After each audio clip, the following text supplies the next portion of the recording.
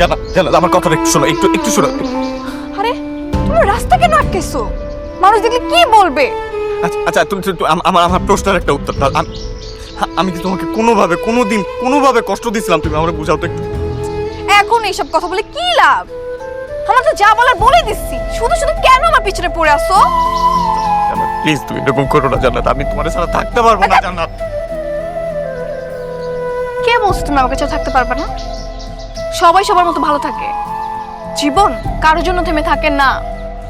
তো তুমি তোমার মতো ভালো থাকো, আমাকে আমার মতো ভালো থাকতে দাও। জান্নাত জান্নাত জান্নাত আমি তুমি তুমি তুমি তুমি নিজেই না বলছিলা তুমি সারাটা জীবন তুমি আমার সাথে থাকবে, এখন কি হলো জান্নাত? আমি তো তোমাকে বিশ্বাস করছিলাম জান্নাত। জান্নাত প্লিজ জান্নাত। তোমার কেন মনে হয় আমি তোমার জন্য পড়ে থাকবো? তুমি চাকরি বাকরি কিচ্ছু করো না, বেকার একটা ছেলে ঘুরে বেড়াও। আমার ফ্যামিলি আমার জন্য একটা ভালো ছেলে ঠিক করছে, বড়লোক ফ্যামিলি, বড়লোক ছেলে, ভালো চাকরি করে। হাহ, তোমার কি মনে হয় আমি এরকম স্টাবলিশ ছেলে রেখে তোমার মতো বেকারের পিছনে আমি পড়ে থাকবো? আমি তো আমার ভবিষ্যৎ নষ্ট করতে পারবো না। Sorry please. জান্নাত প্লিজ জান্নাত জান্নাত তুমি আমার সাথে এরকম করো না জান্নাত, তুমি আমার কথাটা একটু বোঝার চেষ্টা করো জান্নাত জান্নাত।